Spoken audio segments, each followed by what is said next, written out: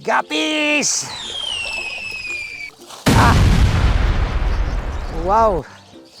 Very enjoyable. The water is really very fresh. Ha! Pero murag ni katol ako itlog. Uy.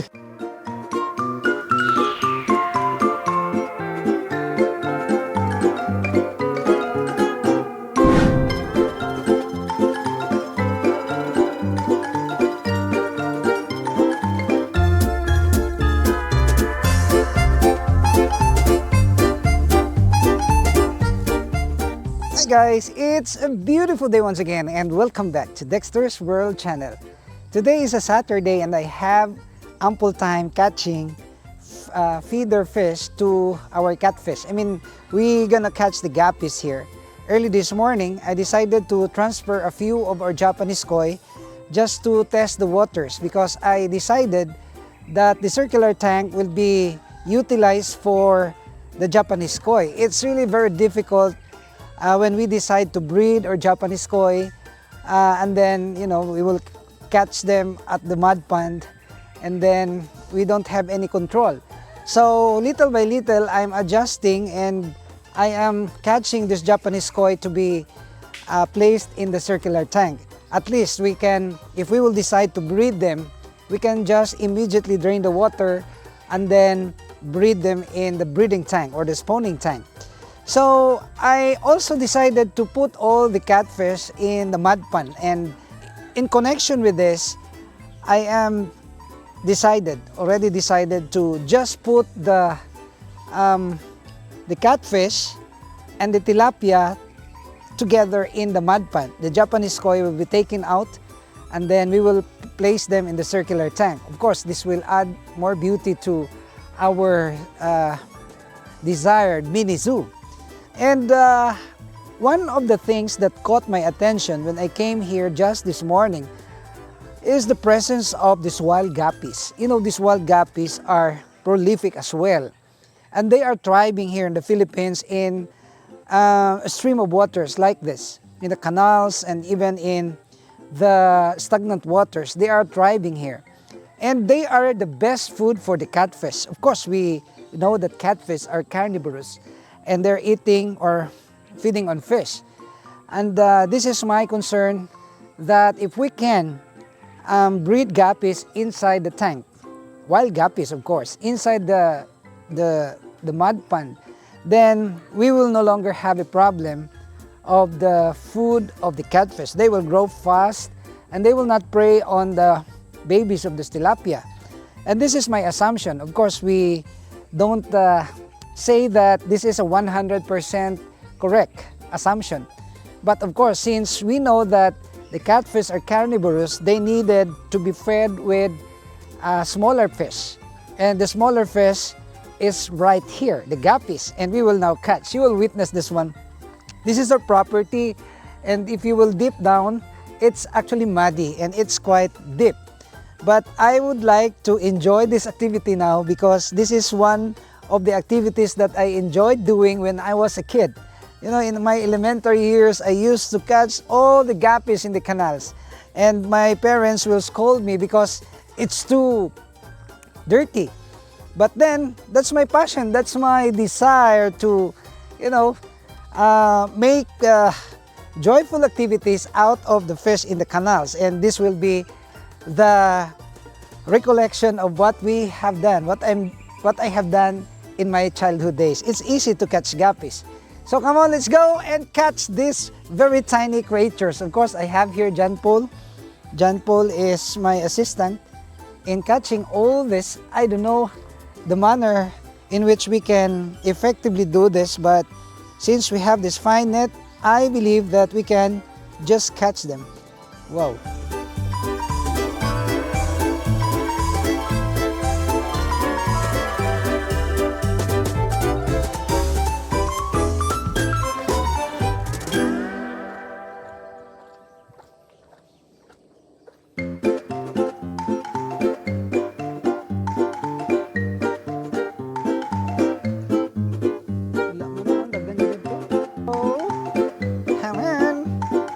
Come on, no. observe them. Over here, it's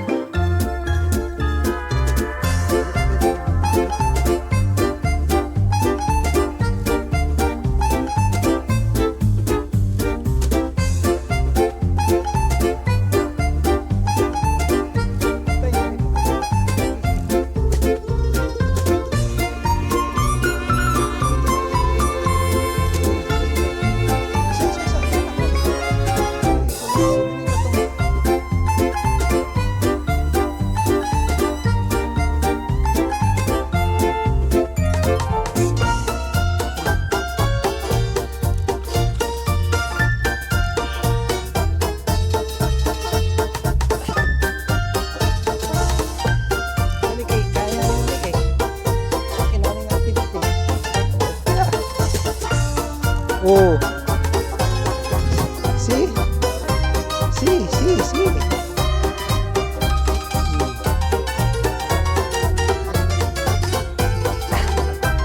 Tanyal yan. Napakaimot.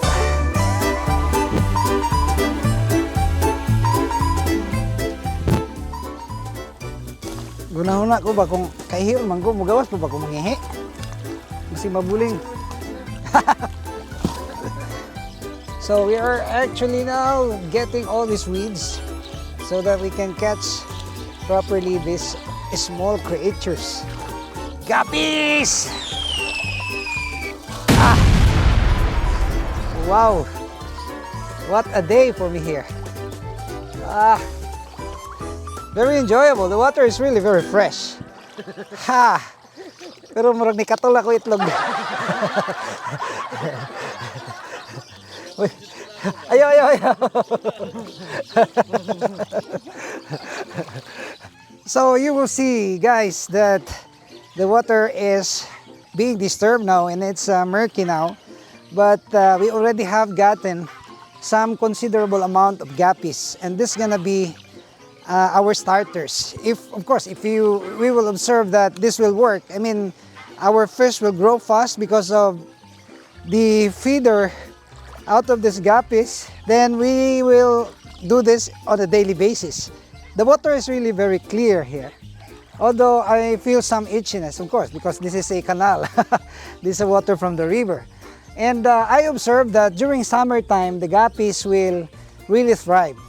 They will thrive, they will multiply, and then, of course, they come in different colors as well, because these guppies are also very colorful. And we call this, in our childhood days, technicolor fish. And it's plenty. And you will see right here that we are able to get considerable amount of these guppies, and we will throw this to the mud pan. And these guppies, of course, will be the basic food for our catfish. I'm quite worried because we are now mixing the catfish together with the fry of this tilapias, and I'm quite worried because I suspect that the fry of this tilapia might be eaten by the catfish. But then I decided to remedy the situation, and one of those is to, of course, get all these guppies that are here and then feed them to our catfish. Do you know what's this? This is our viand here. We call this Guppy. I don't know what's the name of this in English, but in our local term here, we call this Guppy. Very fresh. So that's all that we can share with you guys. I hope you will continue to like and share our videos. You have seen that we already have released thousands of guppies here, and I am observing if this activity or this act of throwing these guppies here are beneficial to the catfish and the tilapias. But I believe that it is, because they are, you know, if you will see in the wild, there are many tilapias together with these guppies, and I can see that they're eating, preying on this very small fish, and I hope that I can observe that they are eating already. I hope that this will work. And you will see that we have plenty of fish right here. And you also have noticed that the Japanese koi that we have just caught are very healthy. No issues. I mean, their scale is just perfect, and their conditions is also just very perfect. And you will see the bright colors of this Japanese koi. That's why in our future videos we're gonna be also filming the actual breeding of this Japanese koi, the natural breeding, and that will be soon the content of our vlogs.